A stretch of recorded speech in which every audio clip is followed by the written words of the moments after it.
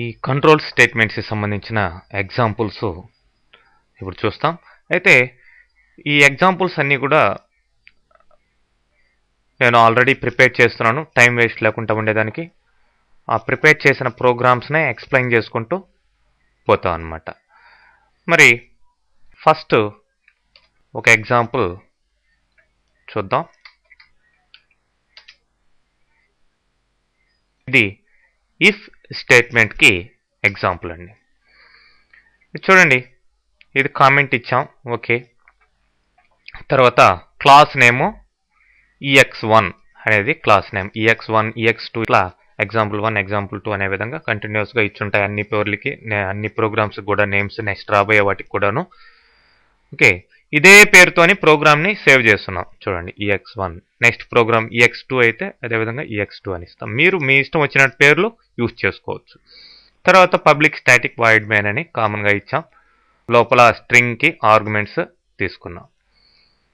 So ఇక్కడ మర్చిపోకూడదు మీరు, ఖచ్చితంగా ఇక్కడ జావా అనేది కేస్ సెన్సిటివ్ లాంగ్వేజ్ కాబట్టి క్యాపిటల్ అయితే క్యాపిటల్లో ఉండాలి. ఇట్లా కీవర్డ్స్ అంతా కూడా, కీవర్డ్స్ కానీ క్లాస్ నేమ్స్ కానీ అన్నీ కూడా చూడండి, ఎస్ అనేది ఇక్కడ క్యాపిటల్. అట్లానే ఇక్కడ system.out.printlnలో ఈ సిస్టమ్ అనే దాంట్లో ఎస్ క్యాపిటల్, ఈ విధంగా ఉంటాయి అన్నమాట. ఓకే, సో అంటే సిస్టమ్ అనే దాంట్లో అవుట్ అనే దాని కింద ఉండే ప్రింట్ఎల్ అనే మెథడు, ప్రింట్ఎల్ఎన్ అనే మెథడు అవుట్ కింద సిస్టమ్ లోపల ఇట్లా ఉంది అని అర్థం అనమాట. ఓకే, ఆ విధంగా కేస్ సెన్సిటివ్నెస్ని ఇక్కడ పాటించాలి. ఓకే, ఎనీవే ఇప్పుడు మనం మెయిన్ ఏమో ఇఫ్ కాబట్టి చూద్దాం. XY అనే వేరియబుల్స్ తీసుకున్నాం. ఎక్స్కి వైకి సమ్ వాల్యూస్ అసైన్ చేస్తాం. If x less than y, x అనేది వై కంటే తక్కువే కాబట్టి ఓకే కరెక్టే కాబట్టి ఇది ఇమీడియట్గా ప్రింట్ అవుతుంది. ఏంటి, x is less than y అనే message. X equal to x into 2 అన్నాం, అంటే ఎక్స్ డబల్ అయింది, అంటే వై కూడా 20 కాబట్టి ఎక్స్ కూడా ఇప్పుడు 20 అయింది. So if x equal to y, x now equals to y అనేది ప్రింట్ అవుతుంది, ఎందుకంటే ఇది కరెక్ట్ కాబట్టి. X equal to x into 2 అన్నాం, అంటే ఎక్స్ని ఇంకా పెంచాం, అంటే ఎక్స్ 40 అయి ఉంటుంది అనుకుందాం. So if x greater than y, yes x greater than y అయింది కాబట్టి ఇది కూడా ప్రింట్ అవుతుంది. మళ్ళీ లాస్ట్లో if x equal to y అన్నాం, ఎక్స్ వైకి ఈక్వల్ కాదు ఇప్పుడు, ఎందుకంటే ఎక్స్ అనేది వై కంటే ఎక్కువగా ఉంది. ఓకే, అందుకనే దిస్ వోంట్ ప్రింట్ ఎనీథింగ్ అని, దిస్ వోంట్ డిస్ప్లే ఎనీథింగ్ అని కామెంట్ కూడా సైడ్ ఇవ్వడం జరిగింది. సింగిల్ లైన్ కామెంటేషన్ చూడండి, ఇది మల్టీ లైన్ కామెంటేషన్ కింద వస్తుంది. దీని కూడా ఇక్కడ సింగిల్ లైన్లోనే ఉంది కాబట్టి ఇక్కడ కూడా ఇట్లా పెట్టుకోవచ్చు అని జస్ట్ అలా చూపించాం, స్టార్టింగ్ ప్రోగ్రామింగ్స్ కాబట్టి. ఓకే, దీన్ని సేవ్ చేస్తుంటాం, ఆ డైరెక్టరీలోకి వెళ్దాం, ఇప్పుడు ఎగ్జిక్యూట్ చేద్దాం. ప్రోగ్రామ్ నేమ్ ఏంటండి, అన్నీ కూడా నేను చేసి పెట్టున్న ప్రోగ్రామ్స్ అన్నీ కూడా ఈ జావా PRJS అనే దాంట్లోనే సేవ్ చేస్తున్నాం కాబట్టి అదే లొకేషన్కి వచ్చి వీటిని ఎగ్జిక్యూట్ చేస్తున్నాం. ex1.java. ఓకే, కంపైల్ అయింది. ఇప్పుడు ex1 ఎగ్జిక్యూట్ చేస్తాం. సో ఇది ప్రింట్ అయింది, ఈ 3 మెసేజ్లు ప్రింట్ అయినాయి, లాస్ట్లో ఈ మెసేజ్ మాత్రం ప్రింట్ కాలేదు. చూడండి, ఈ కండిషన్ రాంగ్ కాబట్టి. అట్లానే నెక్స్ట్ ఎగ్జాంపుల్ చూద్దాం.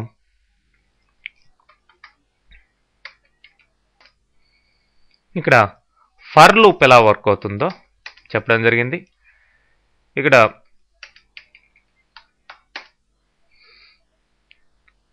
ఎక్స్ అనే వేరియబుల్ తీసుకొని ఎక్స్కి స్టార్టింగ్ వాల్యూ ఇనిషియలైజేషన్ ఎంత ఇచ్చాం, 0 ఇచ్చాం. ఎక్స్ లెస్ దెన్ 10 ఇది కండిషన్. ఎక్స్ లెస్ దెన్ 10 అయ్యేంత వరకు ఈ కింద ఉండే స్టేట్మెంట్ వర్క్ అవుతూ ఉండాలి. ప్రతిసారి ఏంటి, X equal to X plus 1 లేదంటే ఎక్స్ ప్లస్ ప్లస్ అని కూడా ఇవ్వచ్చు. సో దిస్ ఈజ్ ఎక్స్ అని ఈ ప్లస్ ఆపరేటర్ ద్వారా ఇక్కడ ఈ స్ట్రింగ్ని, ఈ వేరియబుల్స్ని కన్కాటినేట్ చేసి మనం చూపించవచ్చు. ఎందుకంటే సిలో లాగా C++లో లాగా ఇక్కడ అంత కాంప్లికేటెడ్గా అవసరం లేకుండా కంటిన్యూషన్ ఇచ్చుకోవచ్చు అనమాట. దీని తర్వాత కూడా మెసేజ్ కావాలనుకోండి ఇట్లా ప్లస్ పెట్టుకొని మళ్ళీ కంటిన్యూ చేసుకోవచ్చు. అంటే వేరియబుల్లో మెసేజ్ ఎక్కడ దాకా క్లోజ్ అయిపోతుందో అక్కడ పక్కన వేరియబుల్ ఇవ్వాలంటే ప్లస్ ఇచ్చేసి ఆ వేరియబుల్ వాల్యూని కన్కేటినేట్ చేసి మనం చూపించవచ్చు. సో ఎనీవే ఇక్కడ ఎక్స్ వాల్యూ ఫస్ట్ 0 ప్రింట్ అవుతుంది, తర్వాత 1, తర్వాత 2, అట్లా 9 దాకా ప్రింట్ కావడం జరుగుతుంది. చూడండి ఈ ప్రోగ్రామ్ పేరు ఏంటి, ex2 Java C ex2.java.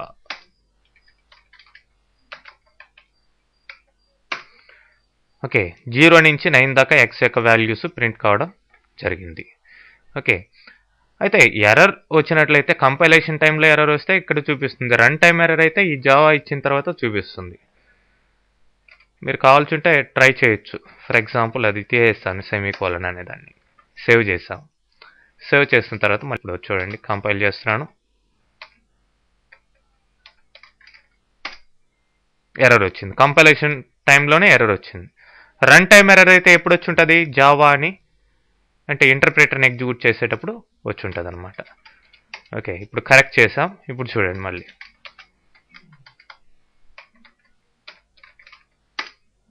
Okay, now it is correct only. అదే ఫర్ ఎగ్జాంపుల్ ఈ క్లాస్ నేమ్తో కాకుండా వేరే నేమ్ తోటి సేవ్ చేసి అట్లా మీరు ఇచ్చినట్లయితే అప్పుడు రన్ టైం ఎర్రర్ వచ్చే ఛాన్సెస్ ఉంటాయి అన్నమాట. కంపైలేషన్లో ఏం ఎర్రర్ చూపించదు. నెక్స్ట్ ప్రోగ్రామ్ చూస్తాం.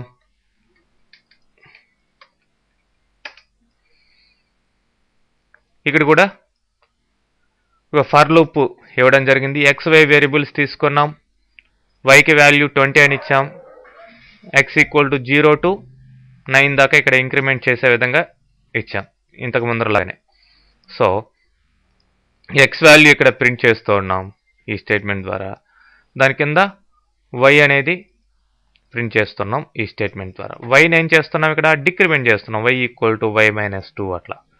సో ఎక్స్ అనేది 0 నుంచి 9 దాకా ఇంక్రిమెంట్ అవుతూ ఉంటుంది, y అనేది 20 నుంచి డిక్రిమెంట్ అవుతూ వస్తుంది ఈ కండిషన్ రైట్ అయ్యేదాకా. ఓకే, ఈ విధంగా రిపీటెడ్గా ఇవి ఎగ్జిక్యూట్ అవుతాయి.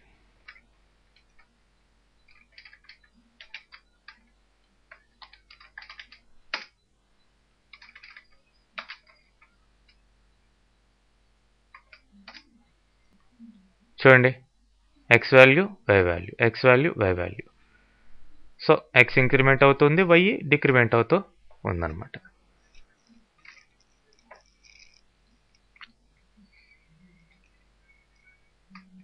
నేను ఇక్కడ సింపుల్ ఎగ్జాంపుల్స్ చూపిస్తున్నా, ఎందుకంటే ఆల్రెడీ మీకు C++ కొద్ది గొప్ప టచ్ ఉంటుంది, వాటిలో ఉన్న స్టేట్మెంట్సే ఇవన్నీ కూడాను. మరి ఇక్కడ ఇఫ్ స్టేట్మెంట్ని కొద్ది కాంప్లికేటెడ్గా యూజ్ చేయబోతున్నాం.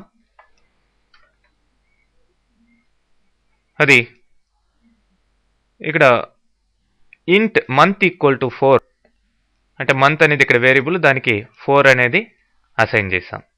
మేబీ ఏప్రిల్ అనుకోండి మైండ్లో. స్ట్రింగ్ అనే క్లాస్కి సీజన్ అనే ఆబ్జెక్ట్ని తీసుకోవడం జరిగింది. ఫస్ట్ టైం ఇక్కడ ఒక క్లాస్కి ఆబ్జెక్ట్ని తీసుకుంటున్నాం. అక్కడ మీకు C++లో అయితే string is the collection of characters. మరి ఇక్కడ కలెక్షన్ ఆఫ్ క్యారెక్టర్స్ అనేది పక్కన పెడితే స్ట్రింగ్ అనేది ఒక క్లాస్గానే ఉంది, దానికి ఆబ్జెక్ట్ తీసుకుంటే డైరెక్ట్గా మనం ఈ విధంగా అసైన్ చేసుకునే అవకాశం ఉంటుంది. Okay, anyway if month = 12 are అంటే మంత్ యాక్చువల్గా 4 ఇచ్చున్నాం. ఇక్కడ మనం ఇన్పుట్గా ఏమీ తీసుకోలేదు, కీబోర్డ్లో నుంచి ఇన్పుట్ తీసుకోవాలి అంటే ఎట్లా అనేది తర్వాత ఇన్పుట్ అవుట్పుట్ స్ట్రీమ్స్లో మనం చూడడం జరుగుతుంది. ఎనీవే డైరెక్ట్గా నేను ఇక్కడ అసైన్ చేస్తాను మంత్ = 4 అని. మంత్ 12 అయితే, లేదంటే 1 అయితే, లేదంటే 2 అయితే సీజన్ = వింటర్ అని అసైన్ చేయడం జరుగుతుంది ఈ సీజన్ అనే స్ట్రింగ్ ఆబ్జెక్ట్కి. ఎల్స్ ఇఫ్, ఇక్కడ ఎల్స్కి ఇఫ్కి గ్యాప్ అండి, లేదంటే నెక్స్ట్ లైన్లో కూడా రాసుకోవచ్చు. మంత్ 3 కానీ 4 కానీ 5 కానీ అయితే స్ప్రింగ్, లేదంటే 6, 7, 8 అయితే సమ్మర్, లేదా 9, 10, 11 అయితే ఆటమ్. ఎల్స్ ఇక్కడ బోగస్ మంత్ అని ఇచ్చాం. సో అంటే కరస్పాండింగ్ ఈ కండిషన్స్ ఏదైతే ట్రూ అవుతుందో దాన్ని బట్టి ఇక్కడ ఈ యొక్క సీజన్ అనే వేరియబుల్కి వాల్యూ అసైన్ కావడం జరుగుతుంది. ఇక్కడ మనం మంత్ = 4 కాబట్టి ఏం అసైన్ అవుతుంది, స్ప్రింగ్ అనేది అసైన్ అవుతుంది. సో దాన్ని ఇక్కడ ప్రింట్ చేస్తాం అనమాట. చూడండి, ఏప్రిల్ ఈజ్ ద సీజన్ అంటే స్ప్రింగ్ అని ప్రింట్ అయ్యి తర్వాత ప్లస్ కన్కాటినేట్ చేసాం. ఇది స్ట్రింగ్. దీనికి ఈ వేరియబుల్ని కన్కాటినేట్ చేసి మళ్ళీ దీన్ని కన్కాటినేట్ చేయడం జరుగుతుంది. సో రిజల్ట్ చూద్దాం.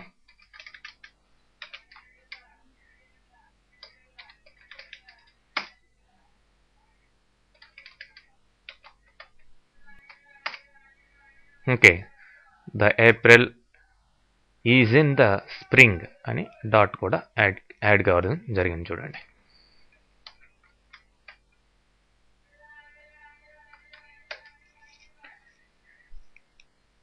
నెక్స్ట్ స్విచ్ కేస్ స్టేట్మెంట్ ఎలా వర్క్ అవుతాయో చూద్దాం.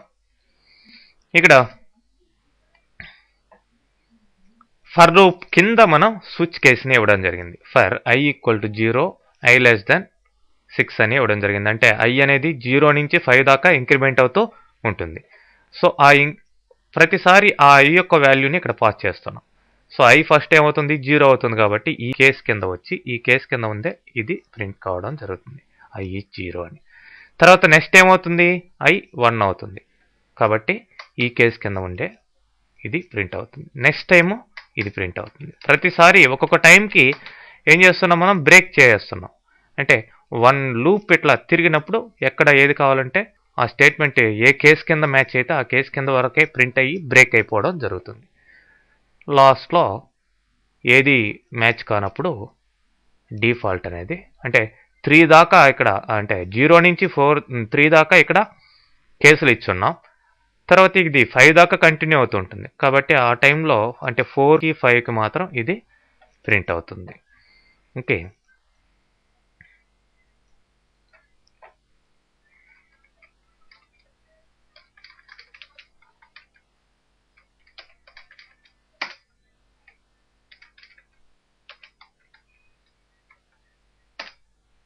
చూడండి 0, 1, 2, 3 ఈ 4 కేసులు ప్రింట్ అయ్యాయి. ఆ తర్వాత డిఫాల్ట్ 2 టైమ్స్ వచ్చింది. చూడండి, ఎందుకంటే 4కి i 4గా ఉన్నప్పుడు i 5గా ఉన్నప్పుడు ఈ కేసులతోటి మ్యాచ్ కాదు కాబట్టి డిఫాల్ట్ కింద ఉండే స్టేట్మెంట్స్ ఎగ్జిక్యూట్ అవుతాయి. నెక్స్ట్ ఎగ్జాంపుల్ చూసినట్లయితే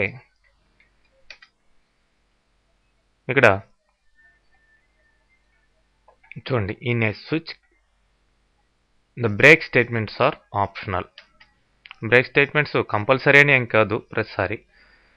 సేమ్ ఇక్కడ i equal to 0, i less than 12 అని ఇచ్చాం.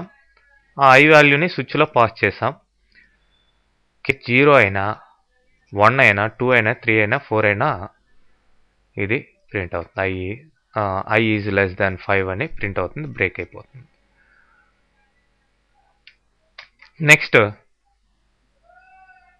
i యొక్క వాల్యూ 5 కానీ 6 కానీ 7 కానీ 8 కానీ 9 కానీ అయితే ఆ టైంలో అంతా ఇది ప్రింట్ అవుతుంది ఈ మెసేజ్. లేదంటే డిఫాల్ట్ ఇది ప్రింట్ అవుతుంది. ఇక్కడ బ్రేక్ ఇవ్వకపోతే ఏమవుతుంది, కంటిన్యూ అయిపోతుంది అనమాట. అంటే ఈ కేసులే కాకుండా నెక్స్ట్ కేసుకి కూడా కంటిన్యూ అయిపోతాయి. అందుకని మనం ఇక్కడ వరకే ఈ కేసులు మ్యాచ్ అయినప్పుడు ఇక్కడ వరకే చాలు కాబట్టి బ్రేక్ ఇచ్చుకుంటున్నాం.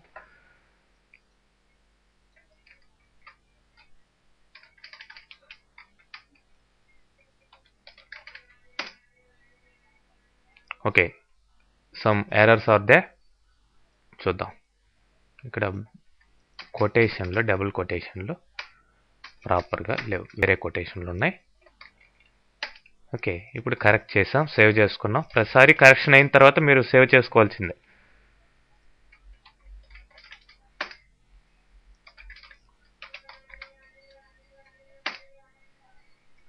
ఓకేవా? అట్లానే నెక్స్ట్ మనం ఈ సీజన్ ప్రోగ్రామ్ని మంత్ 4గా పెట్టాం. ఓకే, ఇంతకు ముందర చూసినట్లుగానే స్ట్రింగ్ అనే క్లాస్కి సీజన్ అనే ఆబ్జెక్ట్ని తీసుకొని ఈ విధంగా చూడండి, కేస్ 12 కానీ 1 కానీ 2 కానీ అయితే సీజన్ ఈక్వల్ టు వింటర్. తర్వాత బ్రేక్ ఇచ్చాం.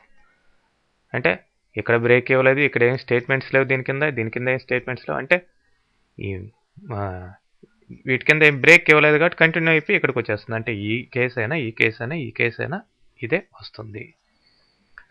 లేదంటే ఎట్లా అయినా కానీ ఆయా కేసుల కింద బ్రేక్ ఇచ్చుంటే అక్కడే ఆగిపోతాయి అన్నమాట. ఓకే, కరస్పాండింగ్ మెసేజ్ రావడం జరుగుతుంది.